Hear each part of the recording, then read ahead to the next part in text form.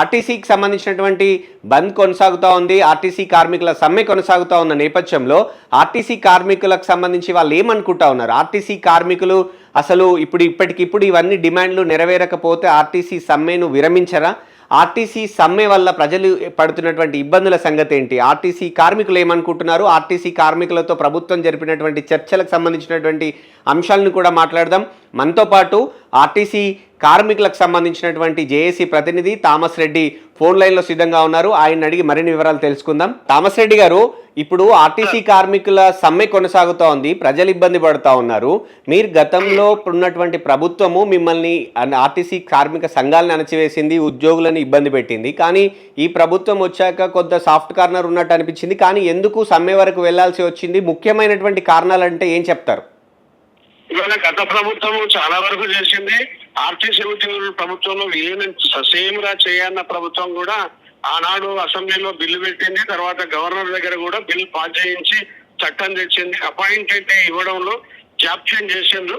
అప్పుడు కాంగ్రెస్ పార్టీ ఎన్నికల మేనిఫెస్టోలో వాళ్ళ అంశాలు పెట్టి మీరు అందరూ మాకు సపోర్ట్ చేసి గెలిపిస్తే మేము ఆర్టీసీ ఉద్యోగులను ప్రభుత్వంలో విలీనం చేస్తాం, మీకు రావాల్సిన 2 PRCలు ఇస్తాం, అట్లాగే మీ ప్రభుత్వ ఉద్యోగులతో సమానంగా జీతభత్యాలు, సర్వీస్ కండిషన్లు, రూల్స్ వర్తింపజేస్తాం, రిటైర్డ్ అయిన కార్మికుల బకాయిలన్నీ కూడా ఇప్పిస్తాం, ఆర్టీసీ సంక్షేమ పథకాల డబ్బులు ఆర్టీసీ వాడుకున్నవన్నీ కూడా మీకు ఇప్పిస్తాం, అట్లాగే యూనియన్ పునరుద్ధరణ చేస్తాం, కొత్త బస్సులు కొని ఆర్టీసీని ఆధునీకరణ చేస్తామని చెప్పి స్పష్టమైన హామీ ప్రభుత్వం ఇచ్చింది. తర్వాత గెలిచిన తర్వాత గౌరవ మంత్రి ముఖ్యమంత్రి గారు కూడా ప్రెస్ మీట్ పెట్టి ఆర్టీసీ ఉద్యోగులు వారియర్స్ లాగా పనిచేసిండ్రు, ప్రచారం చేసిండ్రు, ఓట్లు వేసిండ్రు కాబట్టి మేము గెలిచినాం, కడుపులో పెట్టుకొని చూసుకుంటా అన్ని చేస్తా అన్నారు. ఆ తర్వాత మమ్మల్ని పట్టించుకోలేదు. ఆ తర్వాత లాస్ట్ ఇయర్ మరి మే 6వ తారీఖు నాడు చర్చలకు పిలిచిండ్రు. ఆ రోజు సాయంత్రం దాకా మాట్లాడి మన యుద్ధం స్టార్ట్ అవుతుంది, టైం ఇవ్వమన్నారు. టైం ఇచ్చినాం, గౌరవ పెద్దలు చెప్పారు కాబట్టి. ఆ రోజు నుంచి మాకు అపాయింట్మెంట్ ఇవ్వలే, మాట్లాడలే, పరిష్కారం చేయలే. ఇవాళేమో మహాలక్ష్మి పథకం మేము సక్సెస్ చేసినాం, 350 కోట్లు మాకు పర్ మంత్ ఇవ్వాలి, కానీ ఆ పైసలు మొత్తం కూడా ఇవ్వట్లేదు, తాత్కాలికంగా ఇస్తున్నారు. ఆ పేరు చెప్పి బడ్జెట్ లో ఒక రూపాయి పెట్టలేదు, ఒక బస్సు కూడా ఇవ్వలేదు.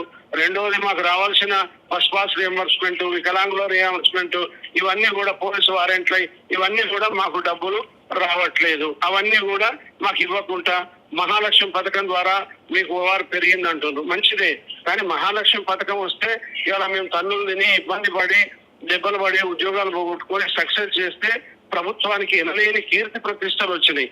ప్రభుత్వం వేరే పథకాలతో వాళ్ళకి ఎంత ప్రతిష్ట వచ్చిందో తెలియదు, కానీ ఆర్టీసీ కార్మికుల శ్రమ వలన ఇవాళ ప్రభుత్వానికి పెద్ద పేరు వచ్చింది.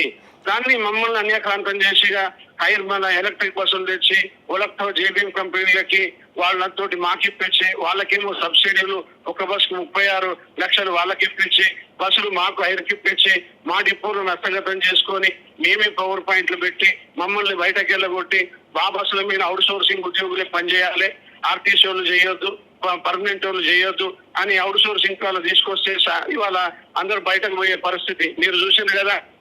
ఆర్టీసీ బస్సు భవన్ని ఆ ట్యాక్సీ వాళ్ళకి ఇచ్చారు అర్ధరాత్రి, వాళ్ళని నిలగొట్టడానికి ఇబ్బంది అయింది మాకు. అది ఆస్తులు వాళ్ళకి ఉండవు.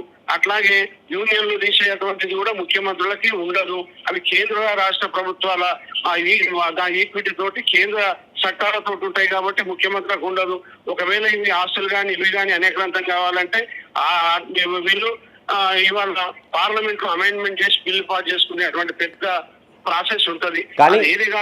కానీ థామస్ రెడ్డి గారు ఒక మాట, కానీ ఆర్టీసీకి సంబంధించి అంటే ప్రభుత్వానికి ఆర్థికంగా ఇబ్బందిగా ఉన్నా కూడా ఇటీవలే మేము ఒక డిఏ కూడా చెల్లించాము, దశల వారీగా ఆర్టీసీ కార్మికులను ప్రయోజనం చేస్తాము, కాపాడుకుంటాము అనేది కూడా ఒక ప్రభుత్వ వాదన ఉంది. దీనికి ఏమంటారు? ఇప్పుడు డిఏలు అనేది జనవరి జూలైలో ఇచ్చే డిఏలు ఆర్టీసీ రూల్స్ ప్రకారంగా ప్రభుత్వం ఎప్పుడు అనౌన్స్ చేస్తే ఆటోమేటిక్ డిఏ అని మాకు సర్కార్స్ ఉన్నాయి, మాకు ఇవ్వాలి. అది డిఏ ఇవ్వడం అనేది పెద్ద ఏదో వేజ్ ఇచ్చినట్టు కాదు. మాకు పిఆర్సీలు ముఖ్యం, పిఆర్సీలు ఇవ్వలే, మాకు ప్రభుత్వంలో విలీనం, ఇవన్నీ కూడా ఈ ప్రభుత్వము మేనిఫెస్టోలో పెట్టిన డిమాండ్లే అడుగుతున్నాం తప్ప కొత్త డిమాండ్లు మేము అడగట్లేదు. వాటి మీద వాళ్ళ స్టాండ్ ఏందో చెప్పి మమ్మల్ని కూడా పిలిచి చర్చలకు పిలిచి కూర్చోబెట్టి అది ఎప్పుడైతుంది ఎప్పుడు చేస్తాం ఏదైనా ఒక్కసారి కావుసారి బట్టి ఇవాళ కూర్చోబెట్టి మాట్లాడి పరిష్కారం మార్పు టైము అట్లనే కమిటీలు వేస్తే కమిటీలో ఆర్టీసీలను పెట్టి ఎప్పటి వరకు అనే విధి విధానాలు మాట్లాడితే మాకు అభ్యంతరం లేదు. అవి ఏమీ లేకుండా మా తలుపులు తెరిసే ఉన్నాయి, ఆ రెండు తప్ప అన్ని చేస్తామని ఏమి చేయకుండా పిలవకుండా నిన్న పుట్టిన మరి కమిటీ వేసి పిలిచింది.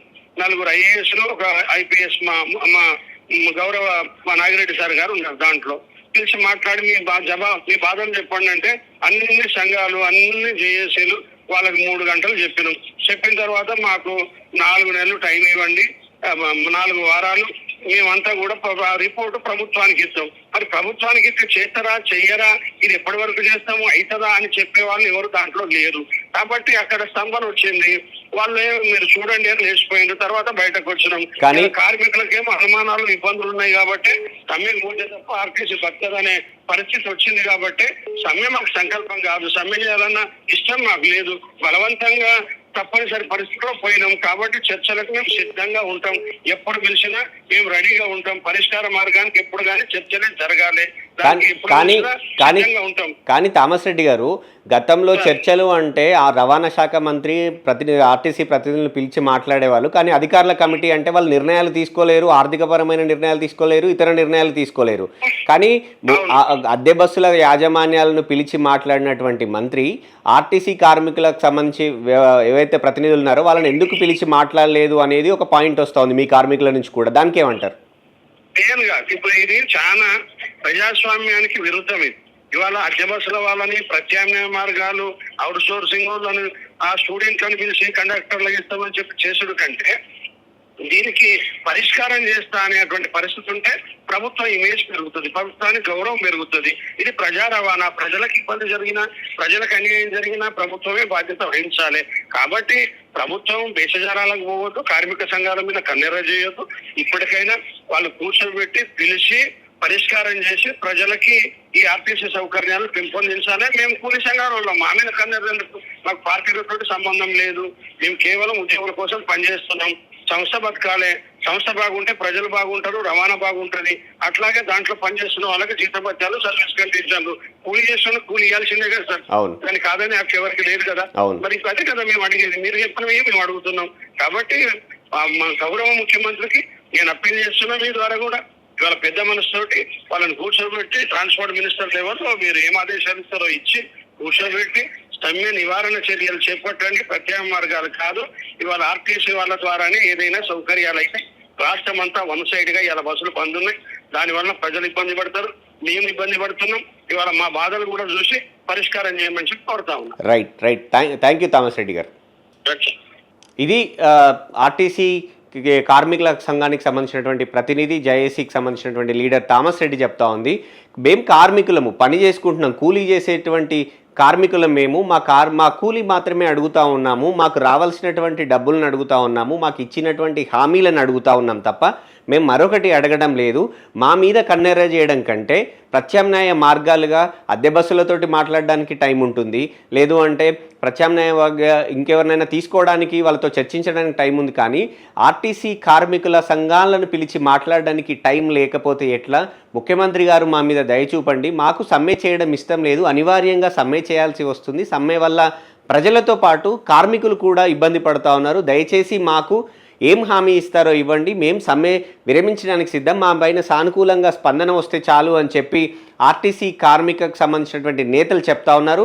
సో ప్రభుత్వం ఎట్లా స్పందిస్తుందో అయితే దీనికి సంబంధించి చూడాల్సి ఉంటుంది.